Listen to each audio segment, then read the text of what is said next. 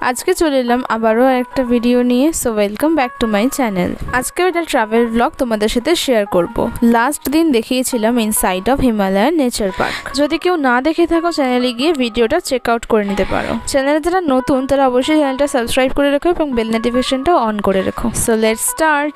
এটা ছিল সিমলায় আমাদের সেকেন্ড দিনেই অনেকগুলো সাইট সিন ঘুরে ফেলেছিলাম সকাল থেকে। যেমন ফার্স্ট দিনেই ঝাঁকু টেম্পল, হিমালয়ান নেচার পার্ক ঘুরেছিলাম, সেই ভিডিও অলরেডি চ্যানেলে আপলোড আছে, দেখে নিও। এটা ছিল 3 নম্বর স্পট। এটা ছিল হর্স রাইডিং এর জন্য ফেমাস এই জায়গাটা। তবে এটা কুফরির হর্স রাইডিং ভিডিও নয়। কুফরির হর্স রাইডিং তোমরা অনেকেই জানো যে এটা খুব ফেমাস, আর অনেক ভিডিও তোমরা অলরেডি দেখে নিয়েছো। চলো আজকে এই জায়গাটা সম্পর্কে তোমাদের একটু বলি।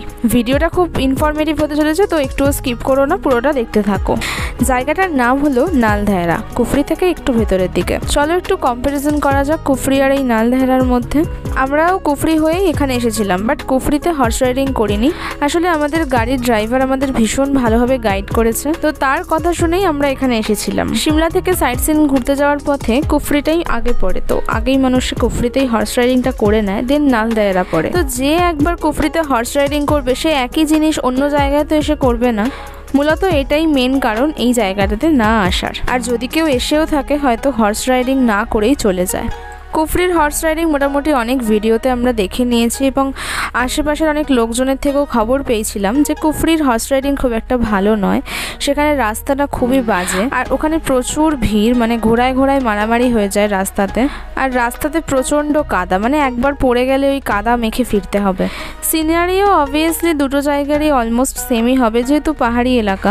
তো আমরা অলমোস্ট পাহাড়ের অনেকটা উপরে উঠে গেছিলাম, আর এই পয়েন্টটা ছিল নালদেহরার সব থেকে উঁচু পয়েন্ট। ওই মোটামুটি 7000 ফিট মতো হবে। এখানে মোটামুটি আমাদের এই গ্রুপটা আর একটা কাপল ছাড়া আর কেউই ছিল না, মানে ভীষণই ফাঁকা জায়গাটা। তো চলো এবার বলি টিকিট প্রাইসটা। কুফরিতে টিকিট প্রাইস হলো 1000 টাকা পার হেড, আর এখানে 530 টাকা মাত্র। আর আমার মতে এটাই হলো মেন রিজন নালদেহরাতে আসার। মানে আমি প্রাইস দেখে এখানে আসিনি আর কি, আমাদের যেরকম গাইড করেছে আমরা সেভাবেই চলেছি। তো চলো এবার বলি আমার এক্সপিরিয়েন্সটা কেমন ছিল। প্রথমত আমি প্রথমবার ঘোড়ায় চেপেছি। সেকেন্ড আমার হাইটে ভীষণ ভয় লাগে, মানে ঘোড়াগুলো এতটাই উঁচু, ওর ওপরে উঠে বসে নিচে তাকাতে পর্যন্ত আমার ভয় লাগছে। আর এই বিউটিফুল সিনারিও দেখতে তো ভীষণ ভালো লাগছিল।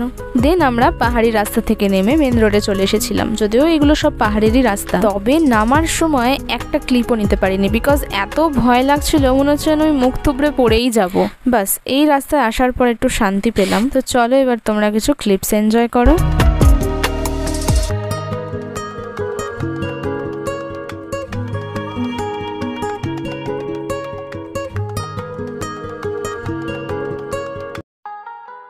চলো এবার কতক্ষণ আমরা এই ঘোড়ায় চেপে ঘুরলাম সেটা বলি। মোটামুটি 4-4.5 কিলোমিটার মতো রাস্তা ছিল, আর 40 থেকে 45 মিনিট মতো আমরা ঘোড়ায় চেপেছিলাম। কুফরিতে অনেকটা এরকমই ডিস্টেন্স আর এরকমই টাইম লাগে। এই স্পটটাতে এসে আমার একটা অভিযোগ নেই, মানে সবকিছু একদম পারফেক্ট ওকে ছিল। বাট এই জায়গাটা সম্পর্কে খুব কম লোকই জানে, অ্যান্ড জায়গাটাও ভীষণই আন্ডাররেটেড অ্যান্ড বেটার দ্যান কুফরি।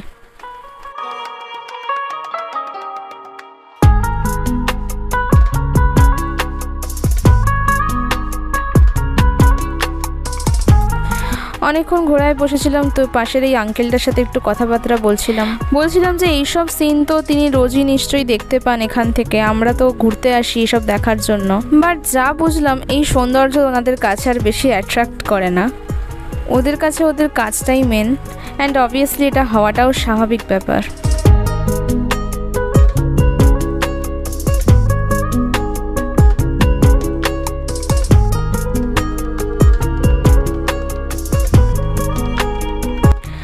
আমি আর আমার হাজব্যান্ড অনেকটা আগে ছিলাম, তাই এখানে ওয়েট করছিলাম ঘোড়া থেকে নেমে সবার জন্য।